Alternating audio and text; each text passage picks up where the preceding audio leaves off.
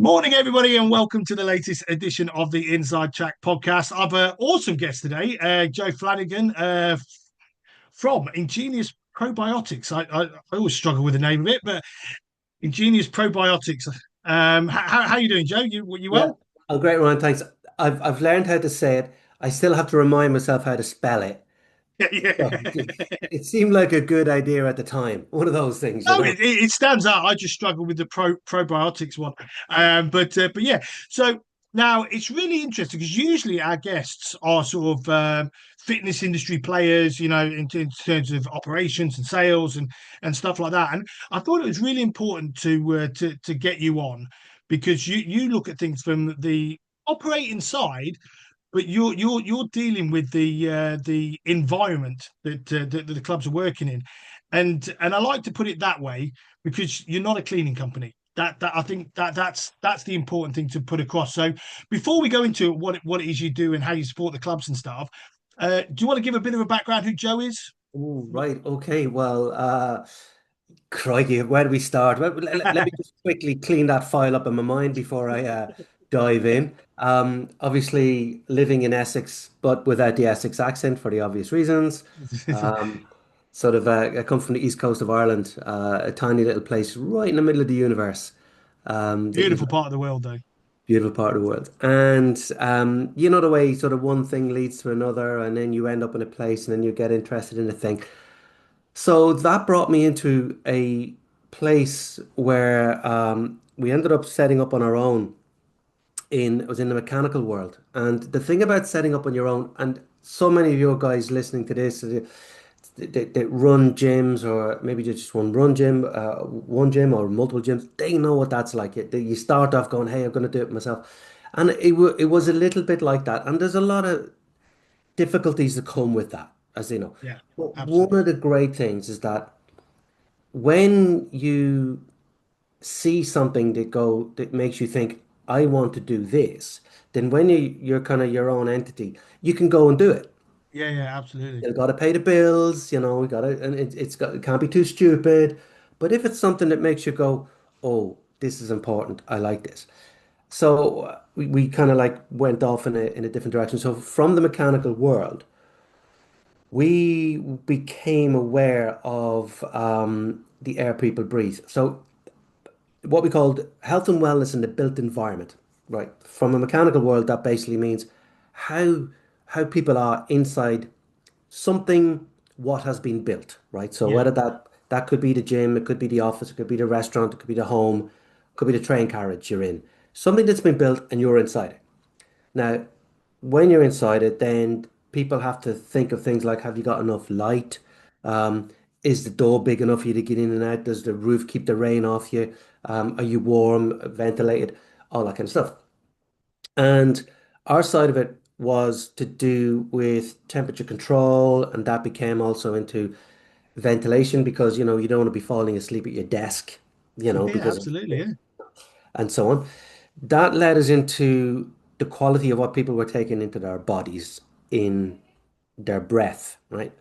So that at this point, then the veering starts. The bit where you go, oh, I'm my own guy, and I'm really interested more about this. And you lift one lid and you lift another lid, and you read the report and you go, hang on a minute, forget everything else, never mind the heating. Let's buy some jumpers. This Yeah. other thing here is way more important. And that found us looking into then uh, how much we breathe. And we breathe a lot more. I mean, you and I are about similar size and weight and whatever, and we probably breathe in and around 11 or 12 kilograms of air each and every day. And Wow. yeah, now if you think, I love custard creams, but I couldn't do 12 to kilograms. Not possible. So that's just in the weight of the air. So air is really light. So you can imagine what the That's volume. incredible. Yeah. So that's great. So we're very focused on so many of your guy your in the fitness world. There's people that they get involved not just in running the gym, but they're also into their nutrition and how to train and the times of the day to train and methods and so on. And so when you say to them, look, what you eat is really important, but you're breathing far more than you eat. What's in there. Now, you're not breathing it in, should I say what's in the air, you're not breathing in to keep you going, but you are filtering it through those wonderful filters we have in here called lungs that take certain things out of the air. And if these things can take oxygen out of the air, then they can. Absolutely. So anyway, that led us into that rabbit hole. And then we started looking at the amount of deaths in Europe each year from air quality. Now, some of this air quality is going to be outside. Yeah. We can't, but you know, we can't control it. It might be coming in the breeze from some big factory across the sea or whatever, and coming down as rain, whatever. But it's recognized by everybody who's in this space that indoor pollution is times worse. Is Like, it? Wow. times worse. And it's that figure. How much worse is it?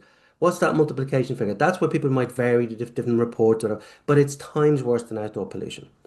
So I think the lowest figure I've ever read is 5 times worse. That's the lowest figure. So you think, God. okay, where's this coming from? You know, where's all this stuff we're breathing? And what are we talking about here? We're talking about different pollutants. Now, as you know, we also are in wellness for animals, not just for people.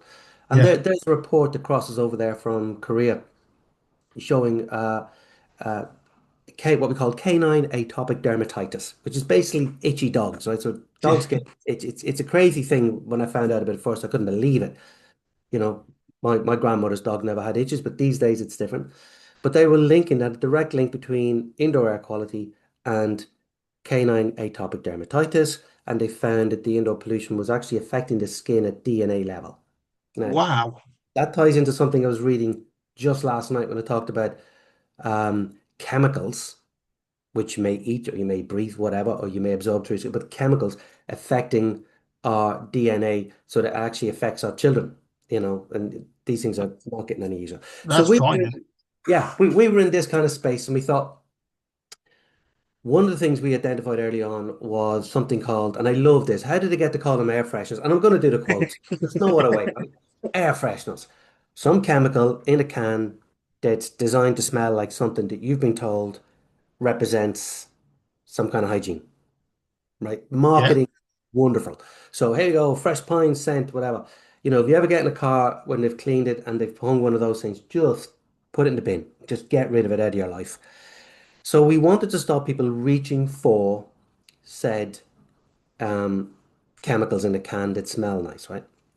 Because we knew the effect that these were part of the pollution. Now, at this stage, we're involved in air purification. We're spending a lot of money on proper catalytic converters and we're trying to take chemicals out of the air. And then here somebody comes along on a Monday morning spraying this. Yeah.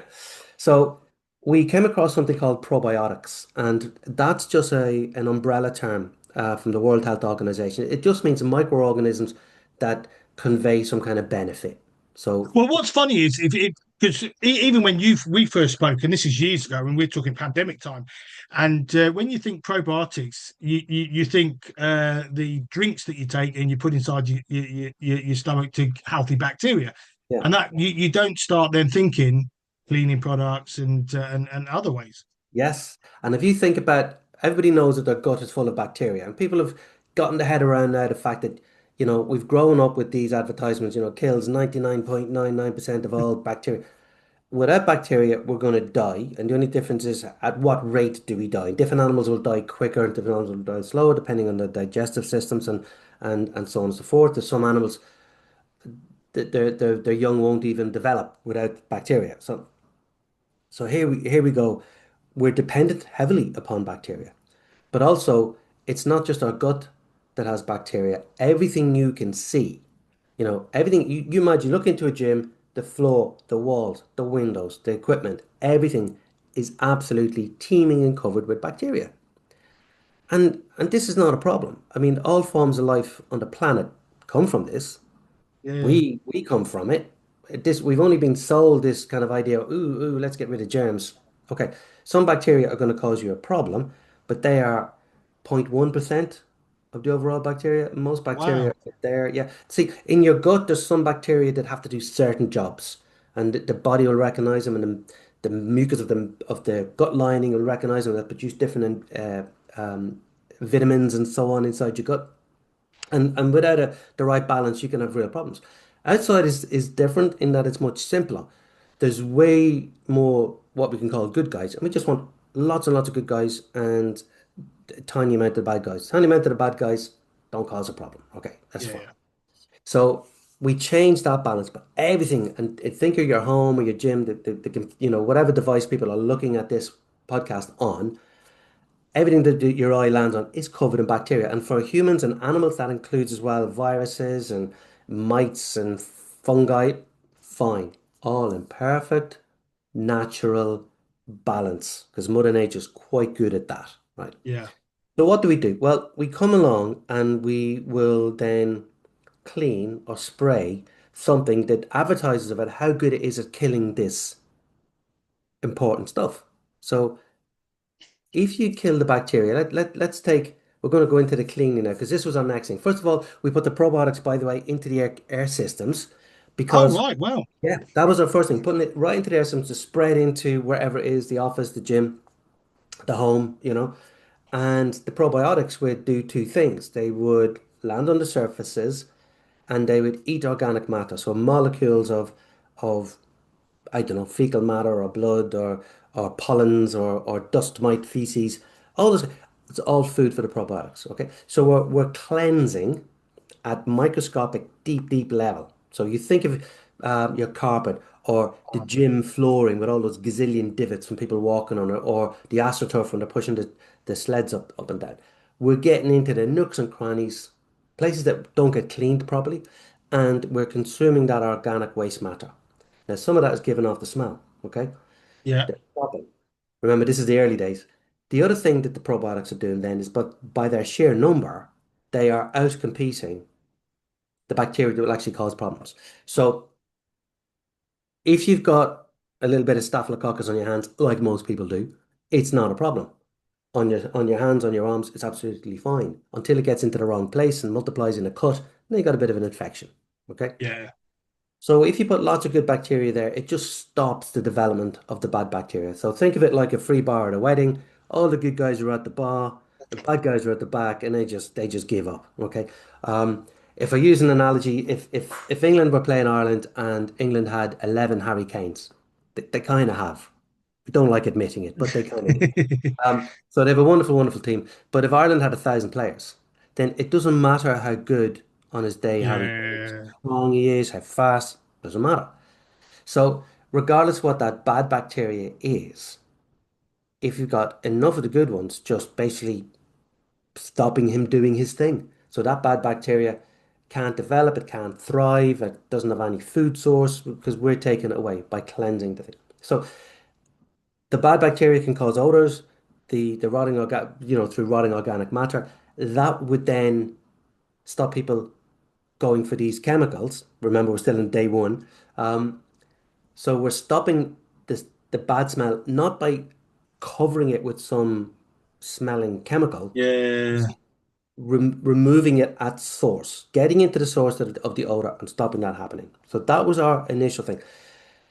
The next thing we looked at then was cleaning because obviously that's a major source of chemicals. And we're like the sales arm, but we're not the there's fabulous teams of young people with PhDs, girls and guys, um, young people in white lab coats coming up with all kinds of the wonderful, wonderful team, and we're like the sales arm of that. And so I'm not going to take credit for development, right? So much as I'd like to. So we looked at cleaning products. And again, remember, we're just looking at this from the point of view of health and wellness in the built environment because we're Yeah, supplying mechanical equipment. We're responsible for these people, right?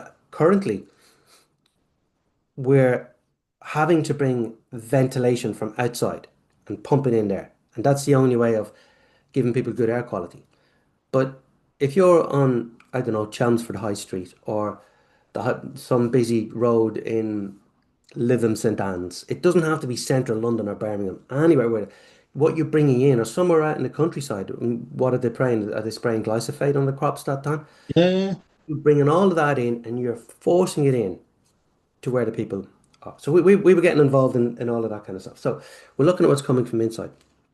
And the cleaning products were recognized by the mechanical world, by the top level of people who kind of the chartered institute, let's call it, of the mechanical world. The cleaning products are recognized as a pollutant, as a problem, both for the cleaners and for the people using the buildings. When you go into actually professional cleaning operatives, then their rates of cancer compared to people who aren't cleaners is scary. Is So, it? yeah. So we saw a report that showed a 57% increase in lung cancer. I can't remember Wow. for the other things, but for lung cancer, I was stuck in my mind 57%. And my immediate thought is, well, more cleaners probably have a fag, have a sneaky fag. Then no, Yeah. smokers were taken out of the study, and it was done over 10 years. So, Wow. so here we go with a huge industry, both commercial and like contract cleaning and home cleaning and whatever in between, where businesses would do their own cleaning, um, spraying chemicals in the name of hygiene that are already linked to health issues. And this is an evolving thing, and then you're reading another thing and another thing. So you put this in the terms of a gym, and when COVID came along, because that before COVID, the cleaning world was waking up to the fact that we're using a lot of chemicals here, lads. This isn't good. And when COVID came along, everybody wanted poison and lots of it, even Yeah. though by the September in the first year, the Lancet was always saying, you don't get COVID from surfaces, guys. But okay, let's do fogging anyway, and let's do harsh chemical cleaning. So those gyms then losing equipment through damage from chemical cleaning. Oh, And it's horrendous. I mean, some of the poor guy. I mean, I remember at the time. I think I was speaking to you at the time about this. I was a member of a local leisure centre, and I think they'd had a refurb with Technogym equipment. So it only just gone in really expensive kit, gone in 6 months before COVID. And by the time we finished COVID, the rust and the damage to the equipment because of the excessive cleaning with the wrong chemicals had yes, just destroyed this kit. yeah. It's So such a shame. the interesting thing is that a probiotic version doesn't cost anymore. In fact, when you use a concentrate like something like this, where one of those will make maybe 200 of those, you're talking about substantially cheaper than what they're buying down in Poundland or whatever, or Yeah, from the contract cleaning supplies company. So that's where it kind of showed in the gym world, and that's what brought us towards the gym world. We were also seeing then results and reports coming from the homes and so on, where chemicals in the home linked with things like child obesity. I mentioned pet health. We get a lot of in our world we get a lot of talk about people come to us with issues with their dog's skin, and we say, well, what's your dog lying on when he's lying on the kitchen floor, basically? What's he lying on? I keep the dog out till it's dry, and then and only let him in then. You go, okay. So where does the dog sweat? Well, he's going to sweat through his paws. Okay. And maybe some other nether regions because we get sent, do not Google this, please. We get sent pictures of canine genitalia, which is obviously they're also a bit wet and they're connected with the flow. And we see some chemical burns. People ask him what's this. Or the dog's just gone out for a wee and he comes back in and he's re-wetting it and he's absorbing it then the chemicals through his paws. He's got higher amounts of chemicals in their blood and urine. That's cats and dogs compared to their owners. So all of this is going on. So we're getting further and further into this and saying, well, look, we can use probiotics instead of chemicals. We're not going to kill the bacteria. We're going to just put lots of good bacteria there. Then they'll keep working for another, overnight. Most yeah, gyms are going to be cleaned at least once a day. The probiotics will last longer than that, but you're going to keep topping them up. So then when you're spraying your running machine, you're not putting harsh chemicals on there. When somebody's touching that running machine with their sweaty paws, they're not re-wetting harsh chemicals. yeah. Now, I think that's the interesting point, actually. And I'll just pick up on that because we talked about this way back when, and it's the fact it created a barrier. Whereas when you clean, you basically you're cleaning it off. The moment it dries, someone else comes on with whatever they've got on their hands, or they're putting it mhm, back on instantly. Within I don't know 5 minutes of you cleaning that kit, it's actually started to build up the bad bacteria again, or whatever. Whereas when you're putting a probiotic on, it's staying in situ and it's protecting it's creating that barrier. And that's what I loved about this so much. You were sort of going, actually, we are cleaning, but we're cleaning long term because you're protecting it until the next time you clean it. And I thought that was one of the, yes, it does a great job, but that was one of the cleverer things that I thought was great about it. It's an interesting thing for that because when you're operating your gym and you're under the pressures and you just want to get it clean and so on, fine.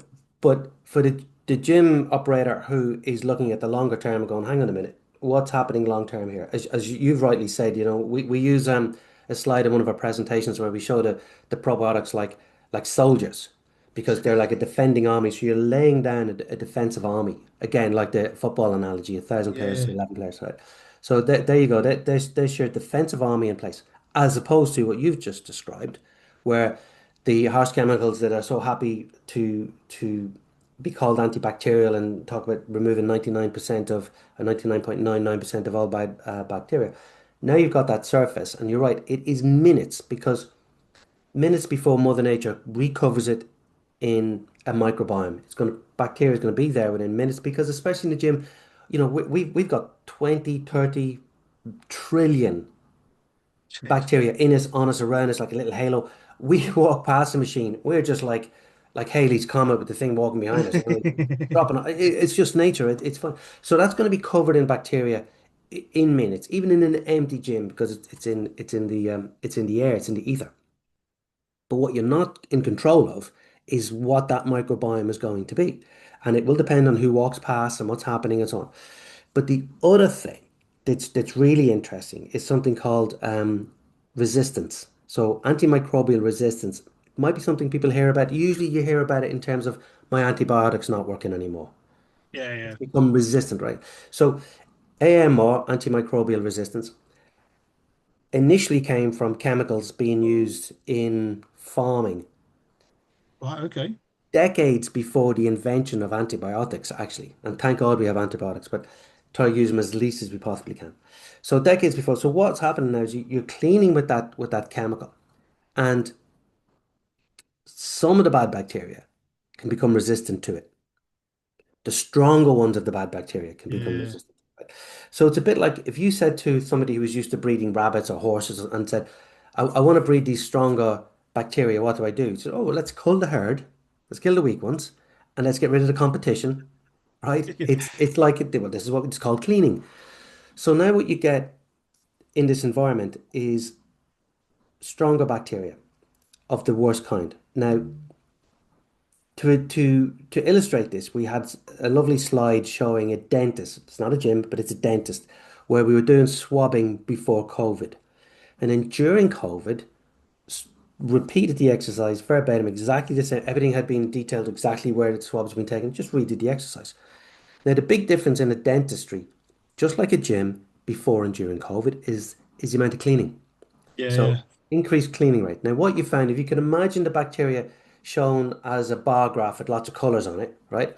And the longer and more colors on the bar graph, then the more diverse. So diverse is a word. Diversity in bacteria is great because it means you all kind of keep each other in checks and balances. yeah, What they found was during COVID is that this bar had reduced. So yes, it does do what it says in the tin. It does kill bacteria. However, within this new bar graph, you had 3 times more of the streptococcus. So right. Wow. strep in a place where you're going to be sitting there with some Yeah, dent and you're open and not where you want to have strep. So the counterintuitive thing is that these guys were doing more cleaning and yet had a less hygienic outcome. wow. They weren't testing there for resistance, but you think, well, something has made that streptococcus better at surviving compared to the other bacteria. So Yeah, let's assume it's getting strong. So now you got more of the bad bacteria, not just in percentage because it was way more, but in actual numbers as depicted on the bar graph, 3 times more strep. And it's going to be stronger stuff. So when you're cleaning with antibacterial chemicals, number one, you've got that danger on your equipment. Number two, you can get this counterintuitive situation where you actually have a less hygienic situation. And number three, who's doing all the cleaning? I know, during COVID, people are spraying their own machines, But who's generally doing the cleaning? Is it members of staff? Is it a contract cleaner? Um, they've got to be taken into consideration as well. Now, the pressures of running a business mean that most people are going to be more worried about the equipment because, they're trying to make The ends cost meet. value of it, yeah, exactly. Value of it, exactly. So we tend to talk about that, but then follow in and go, do you know what? In your gym, how about you can say to your clients, we don't use those chemicals here. How about that? Now, when you look at the rivers in England, there isn't a single river in England that passes. I don't know about Wales and Scotland, but in England, there's not one that actually passes examination in terms of chemical Is that release. right? Not a single one. Now, you could talk about release from the wastewater treatment plants and so on, but think of what's gone down your plug hole. So what if you just cleaned your gym floor with? Now you got a bucket of dirty water and you're putting that down a butler sink or a toilet or whatever, depending on the size of your gym. What's going down there? Well, we know what's going down there, and it's nasty stuff, right? Or it's a probiotic that's still doing some amount of work. We don't know because it's going to depend on just, how dirty the place was, how much you've used, what the temperature is in the wastewater Yeah, treatment. exactly. But you're still putting some good stuff back into the system, aren't you? Yes. So your sustainability, not every client's going to care, but enough clients will to be able to say, look, we're not just environmentally friendly in that we're not causing a damage. We're actually environmentally positive. But you know the great thing as well, and you brought this up earlier. One of the big problems with gyms is when it comes to cleaning, it's the smell and whatever. So they'll clean it and they go, oh, it still smells.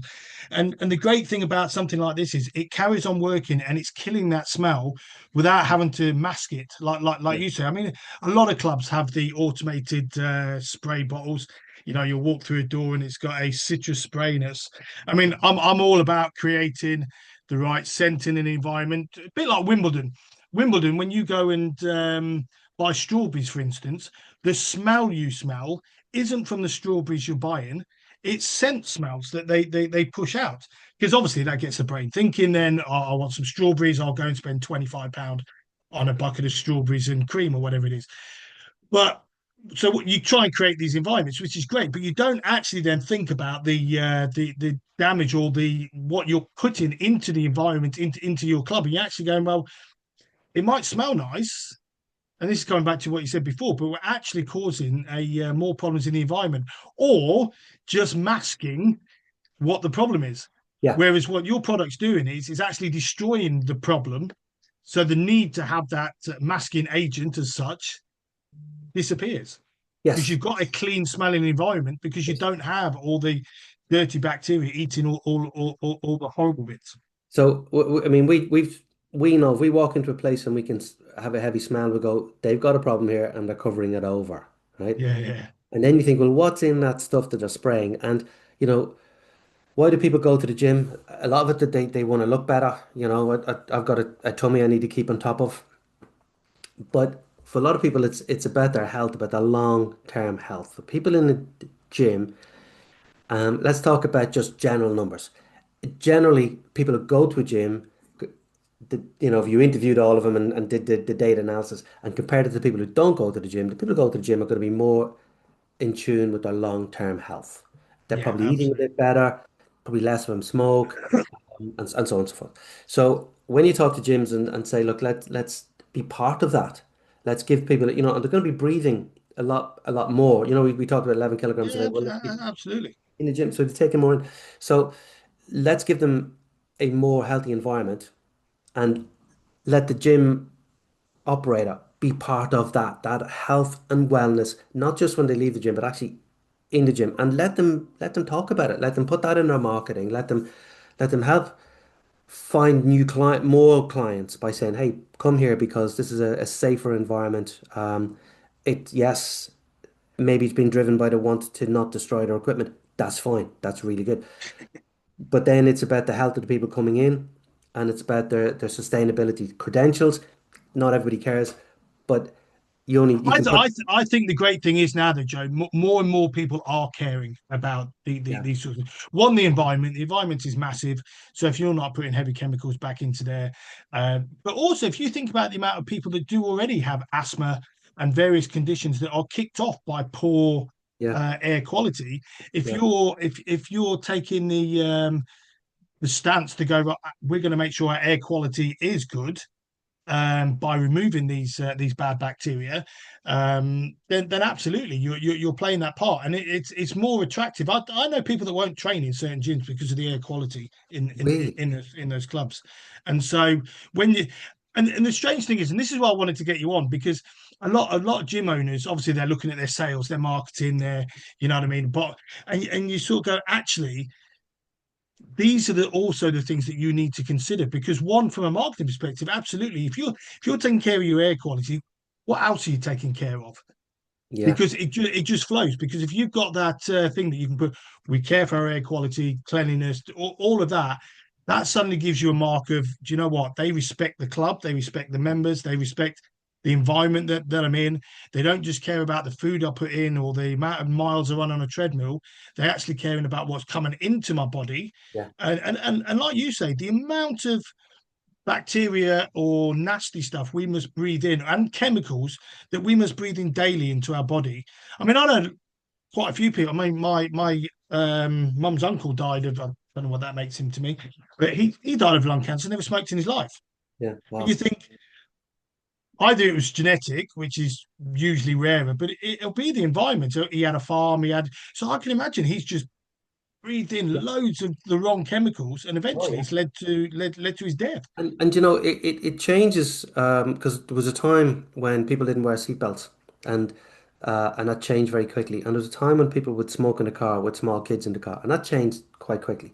And it's the same with asbestos. You know, if somebody's renting a new place and it's an old place and they're going to turn it into a gym, you know, they've probably got to do an asbestos check because no one's drilling through that anymore. And when did that Well, happen? I remember when we built our club and we knocked a few walls down, and then the council came back and said, "Oh, we forgot to give you the asbestos survey," and there was asbestos in it, so we had to shut. Thankfully, we hadn't opened, so we had to shut the club, and we had to get guys with their full masks and their suit on to come and do the air Yeah. checks, and Yeah. it was, I mean, cost us about $2,000 to have it done, Yeah. and we're just like, we don't need this while we're building it, but yeah, they didn't tell us about the Yeah. asbestos that was in And there, and you think thankfully we hadn't done anything, but. And you think how quick that changed. And like asbestos was a miracle material, great insulator. And now, you know, just seen yesterday on the news, Johnson's baby powder, it Oh probably yeah. having asbestos fibers in it. And so people change quickly. So I think you're right that people now realize that the chemicals that they're absorbing into their bodies are causing a problems, are causing all kinds of just disconnections and endocrine disruptors and all kinds of Oh, stuff. absolutely. They can change, like you say, they can change the DNA, and it's dangerous because obviously I've gone into this a bit more detail since we've been speaking, but they're as dangerous as the microplastics that are now appearing in our food, which are appearing in our body. But we're probably less exposed to that, which is all over the news and everything. We're probably less exposed to that. Well, we're absolutely less exposed to that than we are the chemicals that we're breathing in, which Yeah, is I which is mean, frightening. you can choose to have a cup of tea, knowing that there's reports out there showing would have tested blood before and after people having a cup of tea with a tea bag in it, and they can see the microplastics in the blood from the tea bag. And you can choose to go back onto leaf tea, which is what we're doing actually now that we found out. But there's a lot of chemicals around us that are difficult to get rid of. You know, even a thing that keeps your waterproof jacket waterproof. You know, the chemicals involved in that. It's just difficult to get around them, or the stuff that stops your sofa from bursting into flames if you drop a cigarette on it. Difficult. Teflon pans are the one now, aren't they? Exactly. Everybody's had Teflon for years, and Yeah. it's been seeping into everyone's food, and that gets right down to that causes some nasty stuff. That does. And you know, Um, it's ubiquitous. So that those kind of what they call the long chain molecules, kind of pollution from things like Teflon, they find them in polar bears, they do find they? them up in the Himalayas. Yeah, these are everywhere. So at least we can offer people a chance to say, look, here's an easy thing. Let's take this bottle out of your hand and put this bottle into your hand. It's simple. You're going to save money and you're going to save on the product and you're going to save money by not damaging your equipment, including your flooring, which is a Yeah. big thing.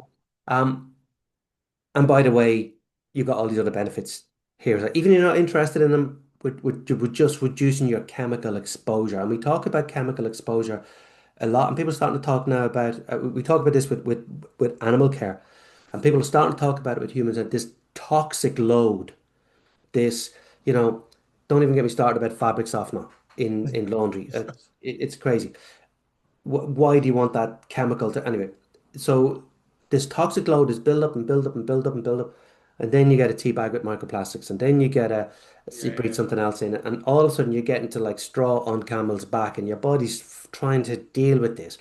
So we can start taking the straws back off the camel's back. And I know that analogy will ring true for people involved in personal training and so on, where they're trying to get people back from rehab. You know, I've done a lot of rehab. I've got no ACL in my right leg, and I've got disc issues, and um, it's my trainer that's kept me away from the knife on both of those. So I've never had the Wow. reconstruction surgery there. I've got away without having to have the back surgery. I've been years without an episode, all through training. So when you apply that same thinking to your general life and your children's life, and in some cases, I love pet owners. I love pet owners who love their animals because because it's a lovely space for them to be in. It's a lovely way. If more people Yeah, felt yeah, like that, yeah. we'd have less wars, all that. But they will do things for their pets. They will make changes. They will change that floor cleaner for their pet. Yeah, they wouldn't do it for themselves because it's okay. It's only me. Do you know what's funny? I used to sell health and life insurance with Vitality, and as part of that, we looked into sort of pet insurance. And did you know? And this always shocked me. There is more pets are insured, more pets are insured in terms of individual policies than there are humans in the UK. So there's more, there's more people will pay for pet insurance. Yeah. Now there might be numerous reasons for that. They'll have to pay for vet care if they have to go there, so they cover themselves for that. But we were quite shocked at the fact that, and we've got the NHS, so less people buy Mhm. health insurance. But you sort of look at it and go, actually, they're more willing to invest in their pet in terms of their pet's future, which is 10 years long. Ours is 90 to 100 or whatever it is. Yeah. They're more willing to Yeah. invest in that than they are themselves. And we found it amazing. Well, you've actually hit the nail on the head. And the analogy with the human is this, that if you feed your dog a more expensive food, oh God, a more expensive, I'm paying more out for this natural kind of feeding. But the figures show that they go to the vet less. So you may be doing it to save money, but the investment in health, and again, this will ring true with everybody that's in your group and everybody watching this, because that's what they're doing for their clients. Come and be fit, and you're going to have less joint problems, less muscle problems. You're Yeah, going to see the doctor less. You're going to be off work less. You're going to be just better, and you're going to enjoy life more. So that whole way of thinking equally applies to just not absorbing chemicals, or absorbing less chemicals, or so the guy's not going to come out of the gym and snort some asbestos, or put himself in a position where he's you working. never know. You never know, right? But he's not going to put himself in a position where he's damaging his health knowingly. He might have to go to a job where he's in a factory and he knows it's not great because he's breathing in. And I've been in that situation. And I've been in that situation, right? Do you know what they give us every day? I was in a very polluted environment. They give us a pint of milk. All right. They give us a pint of milk, probably an old wives' tale. You're supposed to drink the milk during the day, and I'm trying not to say the word shit, but the stuff you would breathe in would stick to the milk and go through your system. Just Yeah, but it's all that was the health and fact that it's safety. already in your lungs. Is I mean, I worked in a plastics factory, so I dread to think the stuff that I was breathing in. Yeah, yeah. Working in that when I was a kid. But But, but that's I'd like to. Sorry, go on. no, I was going to say that's the other thing. When you walk into a gym and you got that lovely new gym smell, or that you get into a brand new car, you got that lovely new car smell. And we all love that smell. It's clean doesn't have a smell. What you're smelling is just some chemicals. Yeah, And yeah, there's something called off-gassing. So when you've got all that flooring, it's good flooring, and you've gone and done your best you can, or whatever it is, furniture and whatever.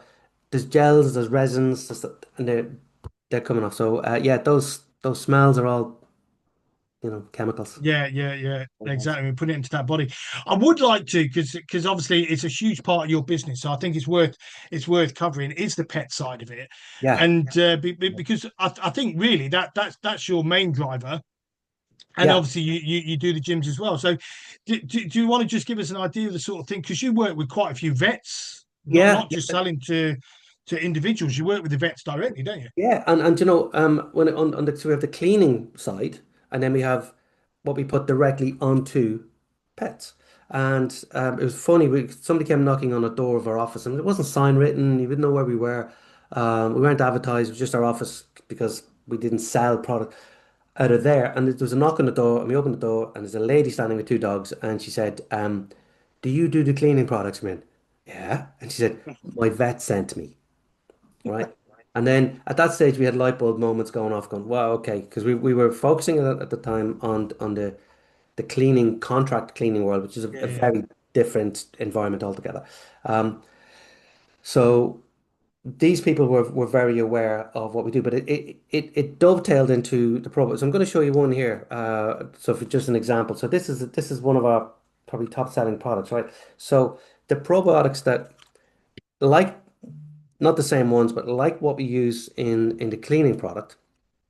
So you put it on the floor and the probiotics stay, even after it's dry, the probiotics are there and they're releasing enzymes. So you get, some people might be familiar with enzymatic cleaning or enzyme cleaning. So the probiotics release enzymes and the enzymes then are chopping up the molecules of organic waste matter, like a knife and a fork, and then the yeah, probiotics can gobble them up. So usually an enzymatic action is to help clean it away afterwards. But for us, yes, that happens, but also it makes it easy for the probiotics basically to get rid of them. And the probiotics keep making the enzymes. It's not just a one-off thing. So over a 3-day life cycle, they'll keep doing that. And they'll make different enzymes. So if they bump into something like a bit of dried blood, a molecule of dried blood, or a molecule of some starch, the same probiotic can produce different enzymes that are better suited to that. So that's how that works on a floor cleaner, for example. And in the dental, works exactly the same. So we actually do a lot with cat and dog teeth. So we're getting in there, we're releasing enzymes. They're chopping up the bits of organic waste matter, some poo the dog's eating or yeah, some yeah, yeah. whatever food. Um, and outcompeting the bacteria that cause, because when you get plaque and tartar and then leading on to like gum disease, that's just from the wrong bacteria. So again, we just outcompete the wrong bacteria with lots of good bacteria. And so they turn the tap off the manufacturing of plaque, which turns to tartar, which can get into gingivitis or then, God forbid, periodontal disease, where you got fully fledged infections. But even with gingivitis, it's like a low level infection. But you can imagine in the gums. So Yeah, therefore, because it's in the gums, it's connected to the rest of the body. So yeah, now exactly. you know what it's like when you're fighting something off. I don't feel it. So your body's trying to fight off a little infection, and that can have consequences for dogs, particularly in stomach, brain, and heart. Cats, kidneys. So you're stopping that level infection. Now, the other area is ears. I haven't got one handy right here, but Yeah, we we've do. got a cocker spaniel, and they really struggle with ears, don't they? Oh, okay. So lovely, right? With the. So when we went to my buddy is a vet, and it's a big practice. It's independent. It's got 20 something vets, 100 staff. Big, Wow. big, big concern, yeah. And the first vet I went to, who we'd been paying for years, like a couple of decades, paying the payment plan, the insurance, Yeah, yeah, wouldn't even take a meeting. Okay, so then I knew this other chap kind of socially, got talking to him, and he's like, "Oh my God, this is great. We get a problem," he says, "of repeating ear infections."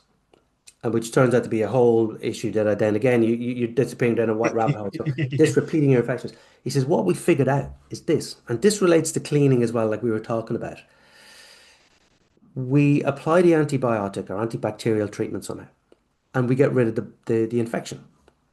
A month later, dog's back in. Yeah. He says, and then we do a swab and we find out it's a different infection. It's not the same infection returning, it's a whole different infection. So we figured out, this is him talking to me. We figured out what's happening is we're wiping out the microbiome of the ear. Remember we talked about having that defensive arm, Yeah. those 1,000 Irish soccer players, whatever. Um, we've wiped out the microbiome, so the ear is now susceptible to any passing pathogen, Wow. right? And they were getting so repeating ear infections in dogs, particularly dogs more than cats. I think because of the shape, the dog's canal kind of goes in and down and around. Um, so this is a big thing. And normally they'll wipe it out with antibiotics and antibiotics and antibiotics, and eventually they'll take the whole inner ear out and call it total ablation surgery. Not cheap. Yeah, So yeah. what they found was they stopped this happening, and they've had dogs that were scheduled for the surgery, stop the surgery. Dogs that were having this up to 7 years continuous cycle. And all they did was just put the probiotics into the ear. So then they're just doing exactly what they do on your gym floor. They outcompete the bad bacteria, they eat the Wow. waste matter, but they leave that defensive army there, and then we're good. We We had a stop. cocker that I mean he's not with us now, but he had it for years, and I mean must have had about 7 operations in the end to Well, try, but it just kept coming back and coming back and coming. yeah. I mean currently the one we've got now has never had the problem, but Mm. Charlie when we had him he had serious problems, and if I'd have known at the time, obviously he It died a can few years be back. But something can happen. Say they get like a grass seed in their ear and the little infection, so they wipe it out with the antibiotics, or they have an allergy to the food or an allergy to the environment. Again, we're yeah, back now to the probiotics in the environment, eating the pollens and whatever when we spray, and that can cause a swelling, which can lead to an infection. So something can start it off that maybe happened in the old dog, but not the new dog, and then you're into yeah, the cycle. You wipe out the microbiome and you might be okay, or you set up this repeating situation. wow, Now you take that and apply it to the handlebars of your resistance bike in your gym. Same thing. You wipe out that microbiome and then you got to keep your fingers crossed. But what can yeah. be coming back is something stronger and worse. And then you're wondering why have I got that bit of a smell or whatever, less hygienic. So although they might seem different, we're using the same methodology in two separate applications. I'm And surprised you haven't when gone into humans and started the same sort of application. I guess there's a lot more trials involved in all of that, but you'd yeah, think that you think the someone would have gone action, but then again, you're fighting big pharma. That that's a when whole different game, isn't it? But when you're fighting Ryan, when you're fighting big pharma, mate, or big cleaning product companies, so you think Johnson& Johnson being sued by thousands of people for causing cancer, they own some cleaning brands, and they have green looking cleaning brands. yeah, They do. And years of testing on animals and so on. So trying to fight those guys with their marketing budgets and so on, you kind of have to pick your niches. And this is what's happened to us. So the pet owner, yeah, I don't want my dog having more dermatitis. I don't want to be yeah, going to the vet. And ears and skin are like two of the biggest reasons why dogs have to be taken to the vet. So let's stop that. And gyms, because of A, when it comes to health, they get it more. They're yeah, more yeah. interested in health. And B, they suffered with the loss and damage to the gym equipment, and they don't want that to happen again. So we find that there are two niches. We've got a couple of other things we do as well to do with wastewater treatment and taking pollution out of that.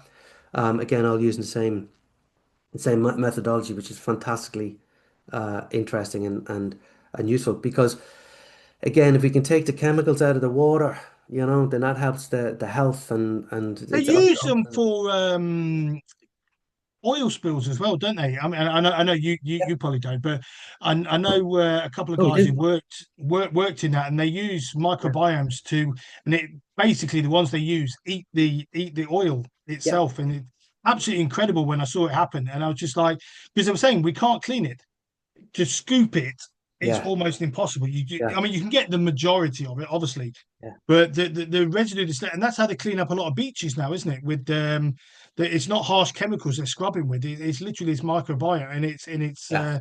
And you eating it see, basically. the oil itself isn't too bad because it comes from it's a naturally sourced thing. So Yeah, if it dissipates, the natural world can take care of a lot of it. It's some of the extra chemicals that have been added to it, some of those long chain chemicals. But those PAHs, polyaromatic hydrocarbons, that you find in wastewater sludge and all that kinds of, yeah, they're a problem. But we can deal with them with probiotics. In fact, we've just done a test and on a live site. I'm covered in NDAs on it, but yeah, the yeah. That's cool. yeah the Oh, the results are fantastic. Now, if you take that into, again, some of your guys will be connected with, say, open water swimming. You talk to somebody about Lake Windermere or Lough Neagh in Ireland, and just they're going to know of the algae blooms and the problems Yeah. caused by the pollution coming in from the rivers and also the runoff from the farmland, and we can deal with that with probiotics. So there's a huge and look, these have been around for like what 3 billion years. This isn't new. This whole idea is not new. This is how Mother Nature kind of created the world. Um, so we're just taking Mother Nature, pointing her at the direction of your gym floor, or your AstroTurf, or your running machines or whatever, and letting it do what it's always done. And of course, with the probiotics, they're selected. They're not invented. They're selected from nature, so they have to fill certain criteria. They can't be mutative. They have to have no ability to mutate, no ability to become resistant. No, they have to have short shelf lives. And of course, in the bottles, they're in a spore form, so they're like grass seeds in your hand, so they're dormant, and Oh, that's okay. they're dormant, and it's only when you spray them out. So I'm going to spray some in front of. This is one of my. I don't mind spraying this in front of my laptop because I've got a certain cat that likes to put her dirty backsides in them. So we spray those, and then the probiotics will land on my keys, get in under the keys, any little bits of feline fecal deposit that might be in there, you know. And that's it. So we're getting into the nooks and crannies. They will now open up when they have oxygen, like they do now, when they have food, like they probably will, because she's put it there. Then they'll open up and they'll produce the enzymes that they need and start the thing. And that's just got like a 3-day life cycle. So if you stopped cleaning your gym for a few days and go back and swab, the probiotics won't be there. So they're Yeah. designed not to just continue on forever. Yeah, They you're have, not adding on top, adding on top, adding on yeah, top all the time. So exactly. So they got a life cycle. So as you clean every day, you're topping them up, all right. But if you stop cleaning, they'll dissipate, and they're designed to do that. I Um, think it's such clever tech, and it's probably a good place to end. What I would advise anybody who's running a gym to come and speak to you guys. I think sometimes the common conception is obviously these things are more expensive, but they're just simply not. Obviously, one of my clients uses your stuff, and he loves it and has been using it since the pandemic. I think Jeff, yeah, yeah. um, Yeah. and but it's not more expensive. It's better for your club. It's better for your kit. It's better for your members, and it just makes common sense. I know I'm selling it a bit here, but it is good stuff, and that's Yeah. and that's the great thing about it. And just on cost, one of those, so that's a 500 ml spray bottle. So you're going to mix that with water and a little bit from the concentrate, right? And that's it. And the one concentrate, we do have a floor cleaner because it smells slightly different, but you can use the one for floor cleaning and equipment cleaning.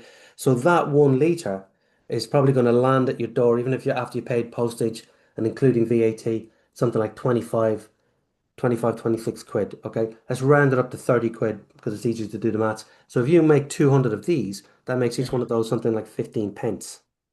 I know it's absolutely crazy, and Yeah. yet they'll go and buy a chlorine based or whatever it is at Poundland or Yeah. wherever.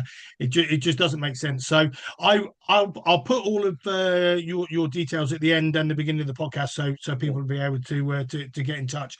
But I would advise anybody if they really think about the environment and not just that, the stuff works. So it's Yes. you know what I mean. We're not just Clean. spraying bacteria onto your kit just for the sake of Yeah. it. It actually cleans the kit and Yeah. it keeps it safe. So I would advise anybody to give it a shout. Now I've really enjoyed that. That's absolutely flown by, and when people look at it and go, oh, it's a conversation about cleaning, but it's not.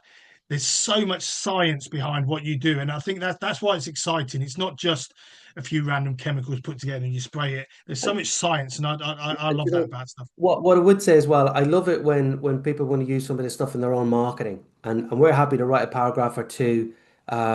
If somebody wants to use it and hey, come to my gym because dot dot dot, they can write their own. But if they want a bit of help with that, just drop me an email and we'll do something they can Awesome. cut and paste on. And But I think that's important as well. Actually, spreading the message that you're a safe environment. To I know a lot of that sort of dropped off once we got out of the pandemic, and everyone went back to their solid marketing. But I think it does play a big part in what people think. It's safe, it's clean, it's the right environment for me. yeah, So definitely, and it's absolutely. environmentally positive as well, you know. And just one thing you just made me think of, I don't know what triggered a thought, but one of the one of the things we get talked a lot about with the pet cleaning is sometimes if you probably know if the dog wheezes in a certain place in the carpet, it tends to go back there all the Yeah, time. yeah, So we get really good results with that because of course we're eating the organic matter that the dog would otherwise be. yeah. That's a very, very good point, actually. Mm. Thankfully, my dog makes sure he goes outside, but it is a really valid point. But appreciate your time this morning, Joe. It's been fascinating. Like I say, I'll let you get back to playing some drums, as apparently that's your thing. So have an awesome weekend, and thank you ever so much for your time. Thank you, sir. Great to see you. Cool. Let me just turn the recorder off.